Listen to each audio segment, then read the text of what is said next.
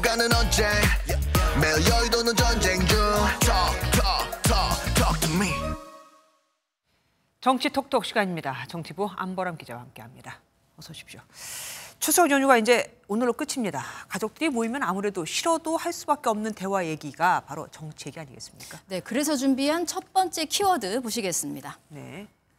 윤석열 대통령인데 땡땡땡 신경 안 쓰는 상남자. 뭘 신경 안 쓴다는 겁니까? 바로 지지율입니다. 아하. 연휴 직전 한 여론조사에서 윤석열 대통령 지지율 20%를 기록했고요. 이후 공개된 다른 여론조사에서도 지지율 하락세가 확인되면서 빨간불이 들어왔다는 평가가 많습니다. 네. 하지만 대통령실은 최대한 의연한 반응 보이고 있는데요. 지지율에 일희일비하지 않고 뚜벅뚜벅 국민만 보고 간다는 겁니다. 물론 숫자, 그 지지율에 너무 연연하는 것도 뭐 좋지는 않겠습니다만 결국 그게 여론이라면 좀 신경을 쓸 필요 있는 거 아니겠습니까? 그래서 국민의힘에서도 볼멘 소리가 나오고 있습니다. 더욱이 대통령 지지율은 여당인 국민의힘 당 지지율에도 영향을 줄 수밖에 없죠. 그렇죠. 동반 하락세를 보이다 보니 애가 타는 모습입니다.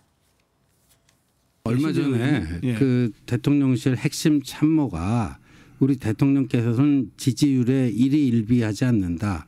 상남자 스타일이다. 멋지지 않느냐. 이런 얘기를 했다라고 이제 보도가 되고 있는데 굉장히 위험한 멘트다. 미스 코리아가 나는 미모 평가에 신경 쓰지 않겠다. 근데 똑같은 거거든요. 한동훈 대표가 그동안 정부하고 차별화를 더한 것도 바로 이 여론 때문 아니겠습니까? 네, 아직 눈에 띄는 소득은 없지만요. 한동훈 대표 추석 연휴 내내 의료계와 접촉하며 물밑 협상을 이어가는 걸로 알려졌습니다.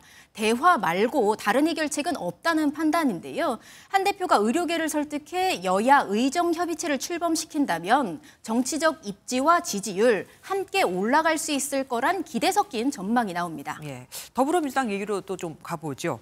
민주당 상대적으로 좀 안정적으로 보이긴 합니다. 네, 이재명 대표 연임 이후 더 강력한 리더십으로 단일 대우로 대응하고 있습니다. 그런데 그게 부담이라는 시각도 있습니다. 그래요? 이 대표는 현재 7개 사건, 11개 혐의로 총 4개의 재판을 받고 있죠. 공직선거법 위반과 위증교사 혐의 관련해선 다음 달 1심 판결이 나올 가능성이 큽니다. 만약에 유죄 판결이 나면 이 대표 개인이 아닌 당 전체가 리스크를 안게 되는 겁니다. 민주당은 이 대표 말고는 사실상 대선 주자가 안 보이긴 합니다. 네, 정치권에선 이 대표 1심 판결 직후 김경수 전 경남지사가 돌아오는 걸 주목하고 있습니다. 친노 친문 적자인 김 전 지사가 구심점이 될 거란 기대입니다. 여기에 지난 대선과 2022년 당권 경쟁에서 이 대표와 맞섰던 박용진 전 민주당 의원이 다음 스텝을 고민하고 있다. 정치를 계속하겠다는 단체 메시지를 오늘 보냈더라고요. 그래요. 이 대표 1심이 현 체제를 공고히 할지 변곡점을 만들어낼지 관심이 쏠립니다. 추석 연휴가 끝나면 잠시 멈췄던 여야의 대치 국면 또다시 시작이 되겠죠. 네, 당장 내일 본회의가 심상치 않습니다. 민주당은 추석 전 미뤄졌던 김건희 여사 특검법, 최혜병 특검법, 그리고 지역화폐법을 내일 처리하겠다고 벼르고 있지만 국민의힘은 본회의 개의 자체를 동의하지 않는 건데요. 국민의힘 쪽에 물어보니까 본회의 불참, 필리버스터 등 모든 수단을 다 열어놓고 고민하고 있다고 하더라고요. 그 필리버스터가 효용성도 없이 사안만 키워주는 게 아니냐는 얘기도 나오고 있는 겁니다. 만약에 필리버스터가 실행된다면 최소 3박 4일간 밤샘 토론이 또 벌어질 걸로 보입니다. 어쨌든 국민 입장에서는 또 반복이 되는 겁니다. 지금까지 안보람 기자와 함께했습니다.